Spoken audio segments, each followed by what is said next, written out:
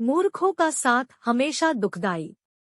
विजयनगर के राजा कृष्णदेव राय जहाँ कहीं भी जाते, जब भी जाते, अपने साथ हमेशा तेनालीराम को जरूर ले जाते थे। इस बात से अन्य दरबारियों को बड़ी चिढ़ होती थी। एक दिन 3-4 दरबारियों ने मिलकर एकांत में महाराज से प्रार्थना की, महाराज, कभी अपने साथ किसी अन्य व्यक्ति को भी बाहर चलने का अवसर दें। राजा को यह बात उचित लगी। उन्होंने उन दरबारियों को विश्वास दिलाया कि वे भविष्य में अन्य दरबारियों को भी अपने साथ घूमने फिरने का अवसर अवश्य देंगे। एक बार जब राजा कृष्णदेव राय वेश बदलकर कुछ गांवों के भ्रमण को जाने लगे तो अपने साथ उन्होंने इस बार तेनालीराम को नहीं लिया, बल्कि उसकी जगह 2 अन्य दरबारियों को साथ ले लिया। घूमते घूमते वे एक गांव के खेतों में पहुंच गए। खेत से हटकर एक झोपड़ी थी, जहां कुछ किसान बैठे गपशप कर रहे थे। राजा और अन्य लोग उन किसानों के पास पहुंचे और उनसे पानी मांगकर पिया। फिर राजा ने किसानों से पूछा, कहो भाई लोगों, तुम्हारे गांव में कोई व्यक्ति कष्ट में तो नहीं है? अपने राजा से कोई असंतुष्ट तो नहीं है? इन प्रश्नों को सुनकर गांववालों को लगा कि वे लोग अवश्य ही राज्य के कोई अधिकारीगण हैं। वे बोले, महाशय, हमारे गांव में खूब शांति है, चैन है, सब लोग सुखी है। दिन भर कड़ी मेहनत करके अपना कामकाज करते हैं और रात को सुख की नींद सोते हैं। किसी को कोई दुख नहीं है। राजा कृष्णदेव राय अपनी प्रजा को अपनी संतान की तरह प्यार करते हैं, इसलिए राजा से असंतुष्ट होने का सवाल ही नहीं पैदा होता। इस गांव के लोग राजा को कैसा समझते हैं? राजा ने एक और प्रश्न किया। राजा के इस सवाल पर एक बूढ़ा किसान उठा और ईख के खेत में से एक मोटा सा गन्ना तोड़ लाया। उस गन्ने को राजा को दिखाता हुआ वह बूढ़ा किसान बोला, श्रीमान जी, हमारे राजा कृष्णदेव राय बिल्कुल इस गन्ने जैसे हैं।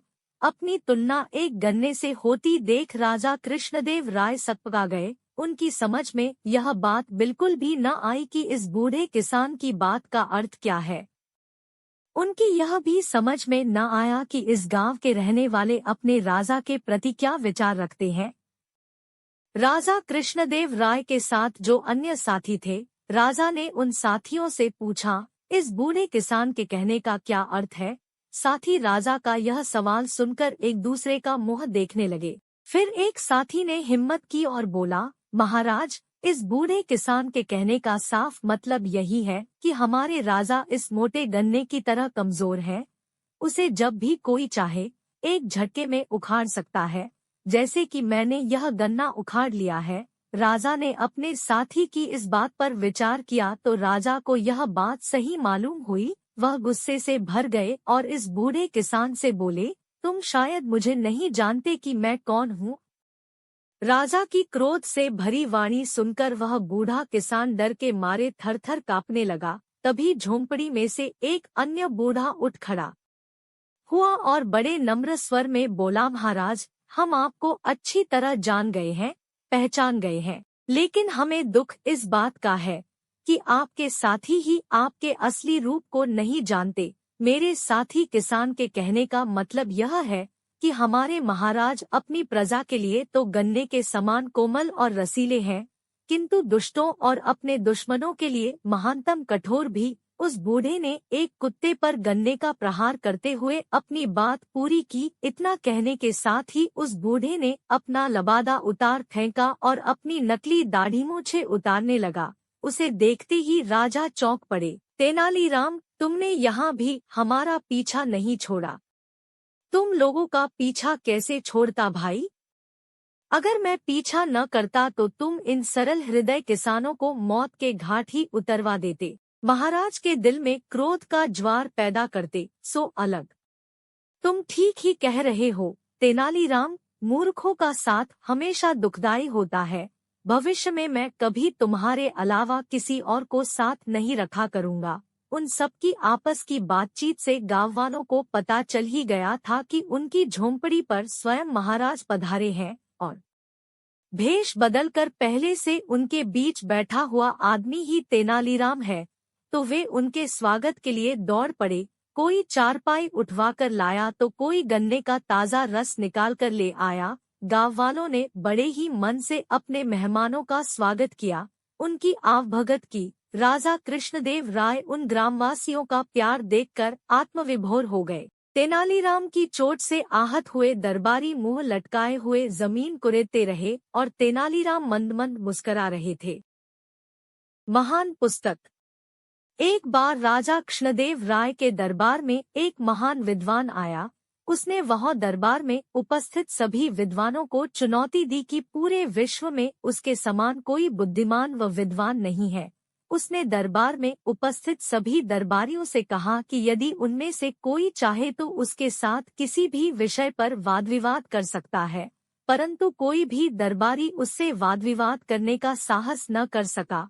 अंत में सभी दरबारी सहायता के लिए तेनालीराम के पास गए। तेनालीराम ने उन्हें सहायता का आश्वासन दिया और दरबार में जाकर तेनाली ने विद्वान की चुनौती स्वीकार कर ली। दोनों के बीच वाद विवाद का दिन भी निश्चित कर दिया गया। निश्चित दिन तेनालीराम एक विद्वान पंडित के रूप में दरबार पहुंचा। उसने अपने एक हाथ में एक बड़ा सा गट्ठर ले रखा था, जो देखने में भारी पुस्तकों के गट्ठर के समान लग रहा था। शीघ्र ही वह महान विद्वान भी दरबार में आकर तेनालीराम के सामने बैठ गया। पंडित रूपी तेनालीराम ने राजा को सिर झुकाकर प्रणाम किया और गट्ठर को अपने और विद्वान के बीच में रख दिया। तत्पश्चात दोनों वाद विवाद के लिए बैठ गए।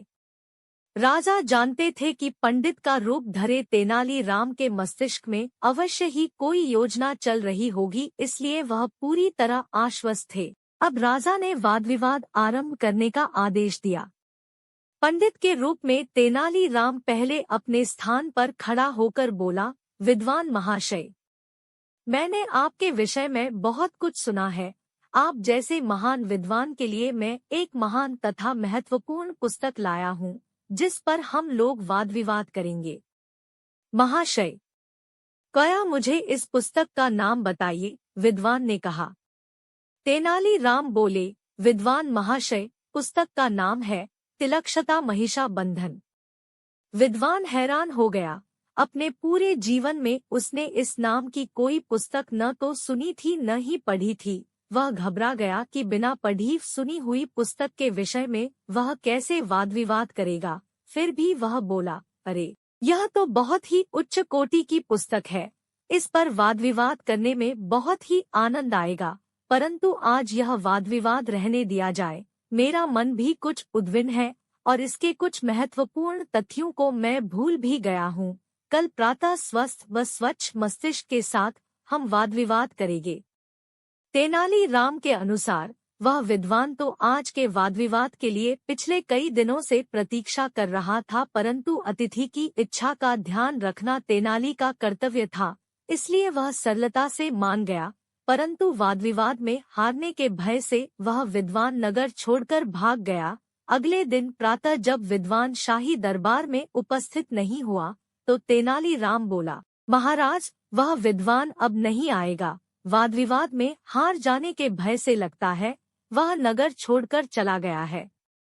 तेनाली, वाद विवाद के लिए लाई गई उस अनोखी पुस्तक के विषय में कुछ बताओ जिससे कि डर कर वह विद्वान भाग गया। राजा ने पूछा। महाराज, वास्तव में ऐसी कोई भी पुस्तक नहीं है। मैंने ही उसका यह नाम रखा था, तिलक्षता महिषा बंधन।